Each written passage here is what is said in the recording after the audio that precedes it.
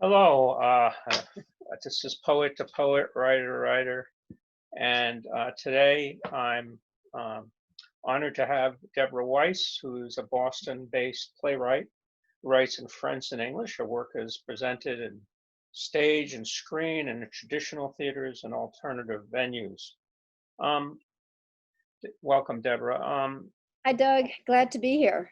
Yeah, so what I've heard is that what reading out, doing a little research on you is that you really, in the beginning in your seminal career, a big influence was cinema rather than theater. Is that true?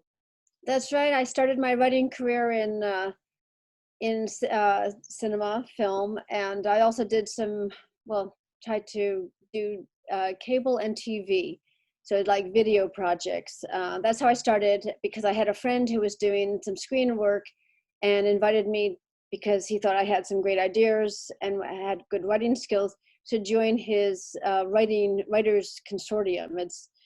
He was one of three French men working together. They invited me to join them, so I was the one American woman working with the three French men on several projects for cinema, cable, and TV for about 3-4 years. And And that's you, how I started writing. And then I moved over into theater.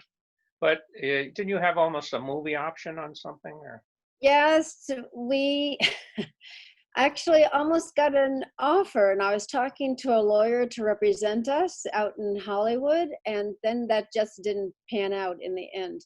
So it's knocking on a lot of doors and making some headway. It's really competitive. It's very challenging to sell a movie script, and it didn't pan out in the end. And then it just got really frustrating working with three other people, and not everyone was really pulling their weight. And it just, I found it more interesting to do my own projects after a little while. what But was it the was, film about? What was the film about? that one was this psychological thriller involving the IRA. It's set in Boston and also in London. So it starts in Boston, goes to London, and then takes place in Boston. And about a woman who has a downward spiral, ends up drinking because of some tremendous losses in her life. She basically loses her family in a tragic incident that takes place in London. It's because of a bombing. This was set a while ago. So when there was bombs going off in London and elsewhere, her family is killed in an accident, and then she loses her job, etc. And it just goes on for that. But it becomes a romantic thriller because she meets a dark, handsome stranger who has some interesting ties. And Handsome rather than tall, handsome, strange. He could be tall. It's Uh, tall, dark, and handsome Irishman. Coincidentally, you can see where it's going. And so it had some politics, cultural differences, and set in all these interesting places around I, Boston. I was going to ask you, what was some of your influential films that you saw growing up? You grew up in Lexington, didn't you? In That's Lexington? right, Lexington, Yeah. Mass. Born in New York City, but grew up in Lexington, and now back in Boston. I was in New York before coming here, and I did my college studies in Philadelphia. So I've always been in the Northeast. Yeah. So you have a big business background, marketing and all that. But I was going to say, what were the films that you grew up with that made an impression on you? Oh, well, I love classics. Casablanca is a great one. I've enjoyed a lot of films. Recently, I really like documentaries and independent films. And up until very recently, I was working as a volunteer at the MFA, and hopefully that will start up again. But I was working in the film, concert, and lecture department, helping out with logistics and so forth. Right. And now with their close, they're reopening. I think later, either this week or next week. But they're not going to be doing any public programs for a while. Okay. But Saw a lot Yeah, of wonderful films there. Eventually, we'll get back to seeing more wonderful films there. you've worked as a screenwriter, as we discussed. How is the process different, writing a script for a movie and than a playwriting? How? Well, a film script, I think the basic difference is that films are really visual. There's lots, of course, complicated by special effects and all sorts of things you can do with computers. Um, so I think that visuals are probably more important than the spoken word, but it's flipped around for theater. Theater is a spoken word, and you have these long monologues and dramatic effects. So there's a lot of similarities, but there's also some striking differences. So it took a little while to kind of transition over.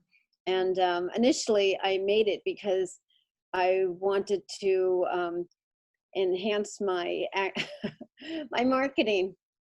It's like a marketing strategy. I have a marketing and business background. So putting my marketing hat on, I thought I would get into a theater to make my way there and have a claim that would lead me to opportunities in Hollywood.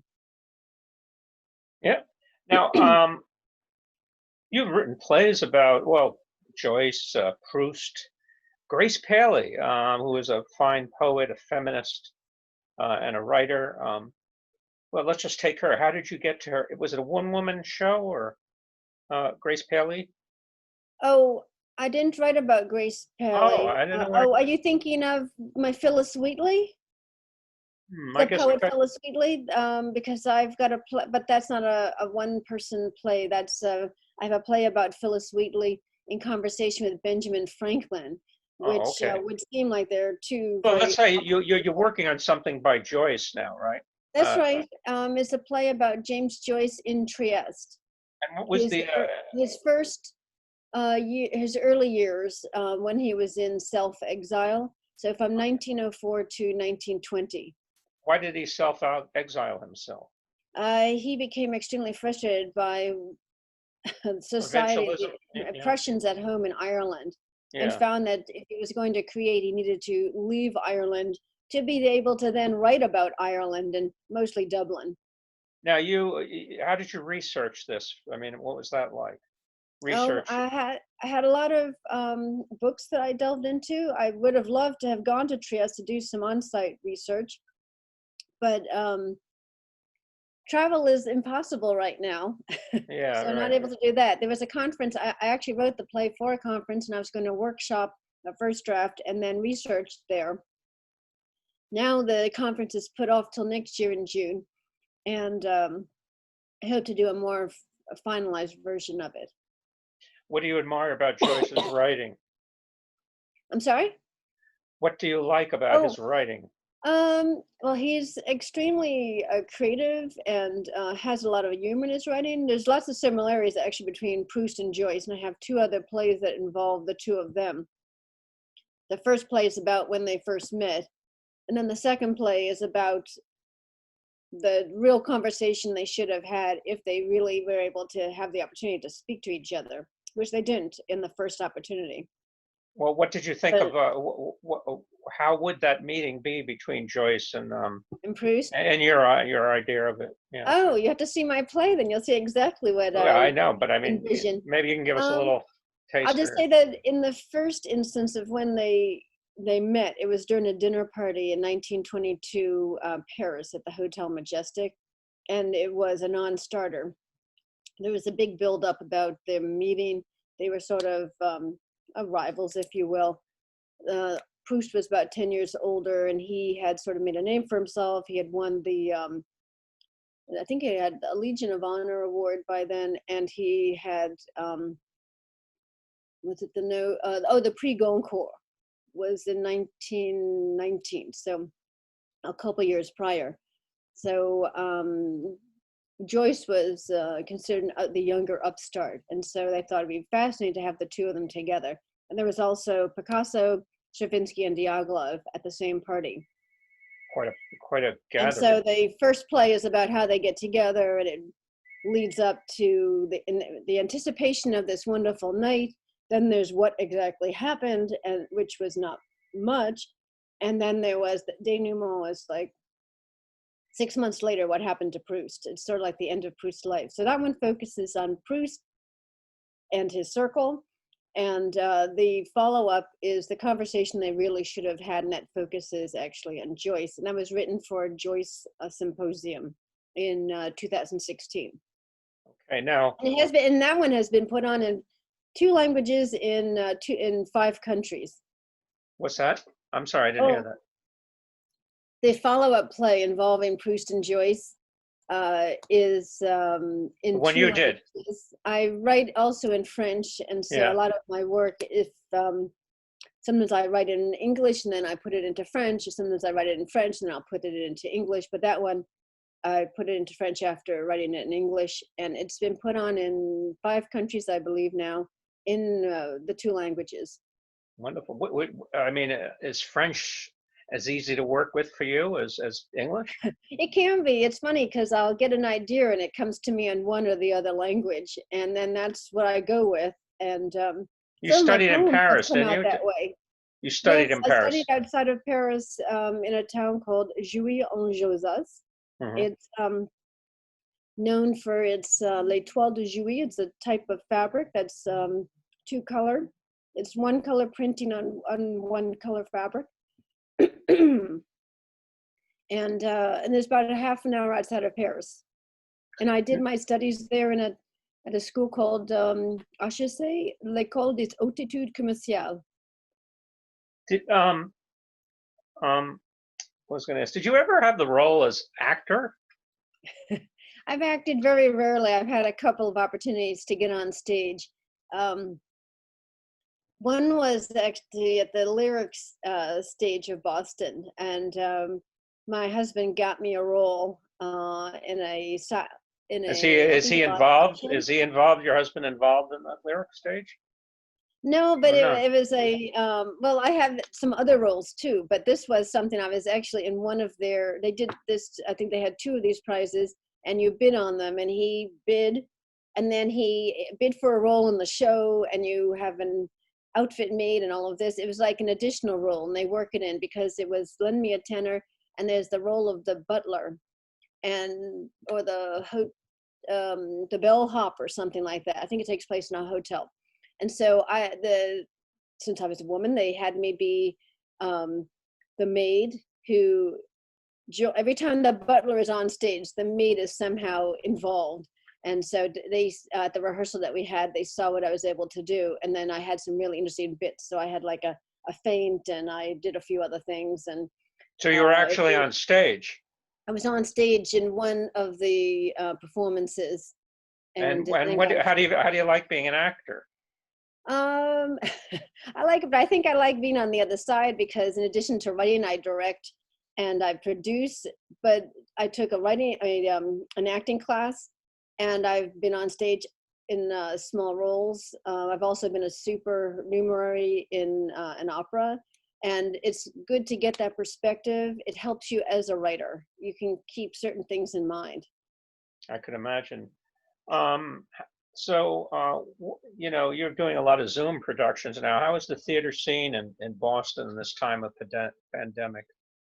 Well, I think that we all have to remain kind of positive and agile, and not, when something is closed down or unavailable to us, we have to think about ways of getting around it. And Zoom, although it has some limitations, is a great way for us to continue to present our art, to perform, to have a public. And it has actually some new interesting opportunities, because whereas you'd be performing live in a particular space, maybe there'd be a capacity issue, or maybe the weather is bad and people can't make it there, something happens to limit it. But with Zoom, you can have, depending on your account, lots of people coming. You could have like thousands of people attending something, and from around the world, and you can involve actors from all over and have a team involved from everywhere in the world, subject to convenience in terms of time zones. But it's really led to a lot of opportunities. You can have interesting backgrounds behind yourself. in a big production in a big venue, you might be as an audience member at the back of the theater, and you'll need binoculars to really see people's expressions and what's going on very well.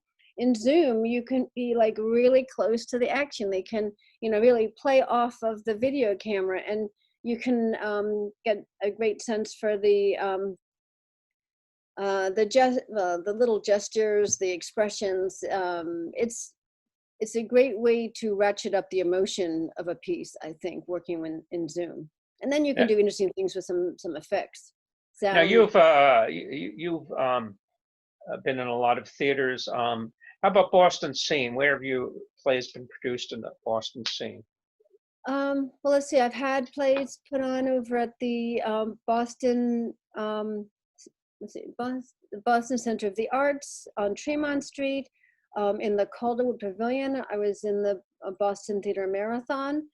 The BPT, Boston Playwrights Theater, I've had several things there. Do you think if you stayed in New York and I mean, you know, Boston's always been a tryout town for New York, right?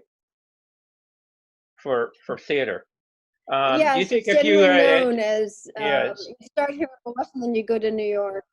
but do you think if you stayed in New So York, you could actually not make it. You could die in Boston and not make it to New York on Broadway. That's what happened to Tea at 5 when it was revived. Right. Well, what I was going to say to you is, did you hear about what happened to that show put on at the Huntington? No, I didn't hear that. Regarding Tea at 5 came out twice, 2 different actors or actresses. It's a one-person show about Katharine Hepburn, and the let's see, it was Catherine, I'm forgetting her last name, but she was in Star Trek. So this was like maybe 10 years ago, and it was a 2-act play. She was a younger actress than Faye Dunaway, who was in the revival. And so since the play starts at one age, I think she's playing like late 30s. And then the actor needs to play like around 70. Faye Dunaway is like over 70 years old. And so the writer wrote it as a 1-act where he covers similar material, but as a 1-act versus 2-act at 2 different ages. Anyway, so Faye Dunaway turned out to be a very difficult actress to deal with, and then the project kind of died or sputtered out here in Boston. And well, you know, she got her start in Boston, I guess, with Hogan's Goat by Professor Alfred at Harvard. He was. You know, it was a very successful play, and locally anyway. But she was like a real protege of this gentleman. But I should mention that now, back to just the state of the theater here. Theater is, I guess, alive and well on Zoom, but also in a variety of forms in the theater or in the public eye. Recently, I was in the theater. It's it's in Central Square, Cambridge, and it's an outdoors theater called the Starlight Theater. And right, you were telling me about that. Yeah. It's a 1-man play, so they limit the capacity to 50. Normally, when it's indoors in the theater, the main theater at the Central Square Theater has a capacity of about 200, like 150 to 200. It varies depending on the configuration. And so they limit it to 50 people. They're all spread out outside in a kind of just off of the street. It's a really nice environment, and the stage is quite large, and it's a small cast. And so it was a 1-character play about Thurgood Marshall called Thurgood. And I was going to say, lots of different theaters are getting involved. I'll just say very quickly that there's we have a very rich theater environment here, different size theaters. But I was going to ask you, Deborah. They're all getting involved. Deborah, I was going to ask you. Do you hear me? I was Yes. going to ask you if you had stayed in New York, you think you would have more opportunities than you do here? That's an interesting question, because I really didn't start my writing career until I came here to Boston. And I would see theater there, but I had a pretty rigorous career in marketing, and I didn't have a lot of free time. So I didn't really get involved at all in the theater, or at that time I was probably starting to get involved in film. get oriented towards that, because I was kind of collaborating in a small way with my friend who's in that little consortium with the 2 other Frenchmen. And then I started to work with them full time when I came to Boston. So I really didn't get involved with writing and the arts and culture scene until I came here to Boston. But yeah, Now, and what's New up? York is so big. But I Yeah. think that you can really make your way here in Boston. It's a smaller version. I think it's more manageable than New York, and it's very rich, considering that it's much smaller. We have a pretty vibrant theater scene, lots of actors, and lots of theaters, different sizes, different opportunities, and there's people getting more creative about venues. You can find alternative venues and put things in alternative spaces. Now, we know you have a Proust and Joyce play coming up, and what else is coming? Can we find what else is coming Well, from you? one of the more eminent things, it's another project that's um, going to be out hopefully very soon, in maybe 2 sides of the Atlantic, I hope. But it's the play about Phyllis Wheatley and her meeting in 1773 with Ben Franklin in London.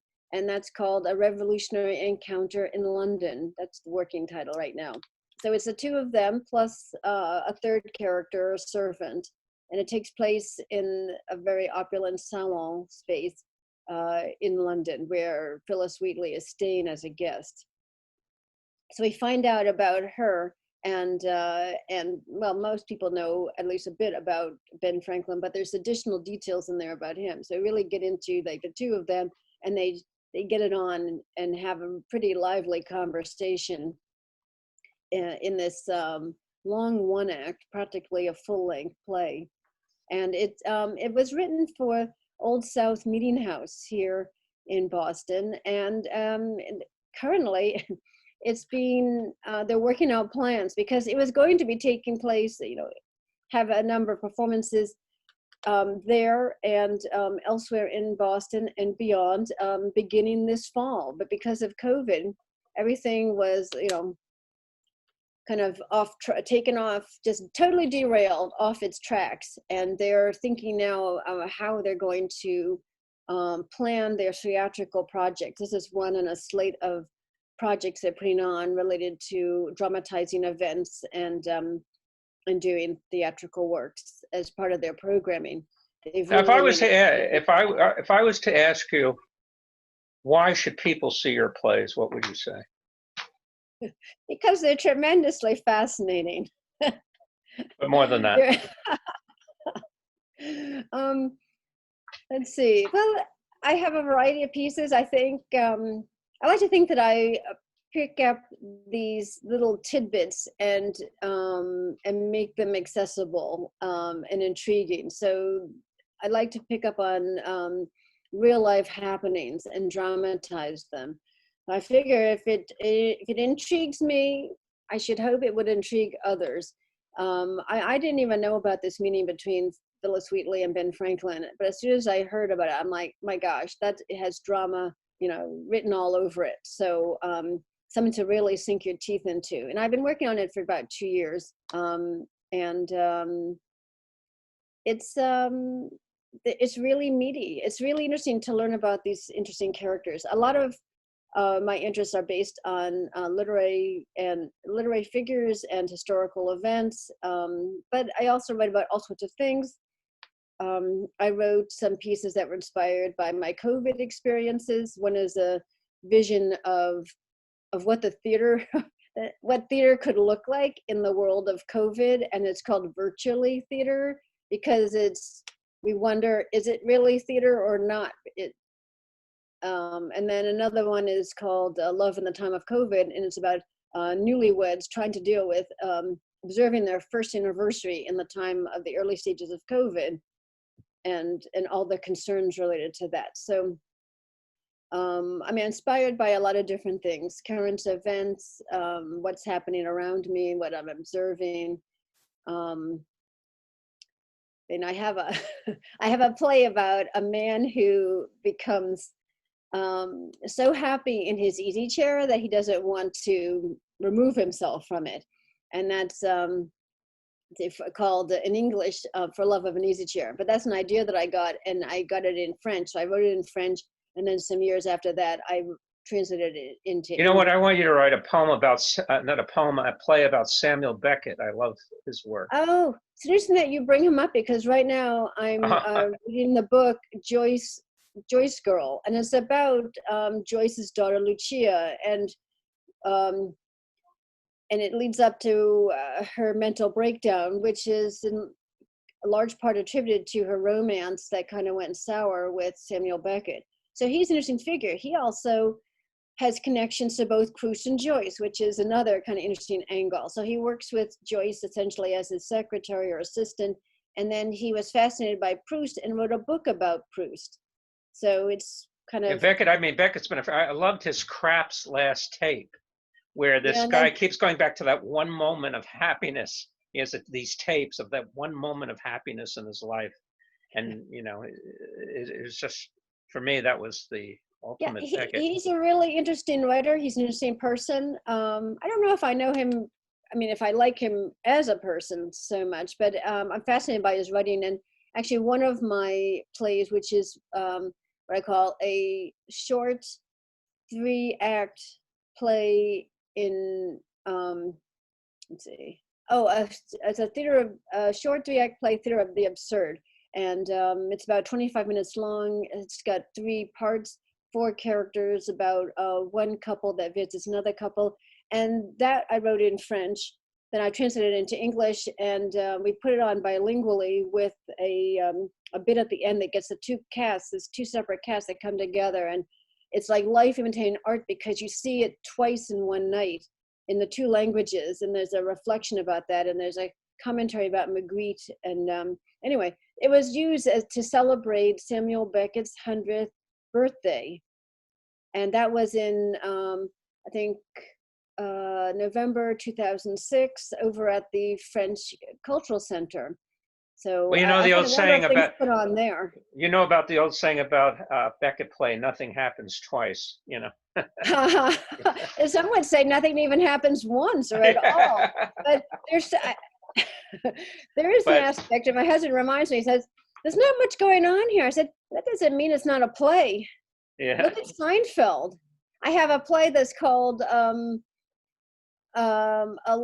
what is it? An absurd little play about nothing at all. It's got the longest title of all my pieces, and it's a 10-minute play, and it's been put in festivals. People find it's very funny, and not a lot happens. It's a wink too about theater. Well, I want to thank you for joining me on Poet to Poet, Writer to Writer, and continue your great work in theater. And I'll be seeing you at the Bagel Bards. And thank you very much for coming, Debbie. Well, thank you, Doug.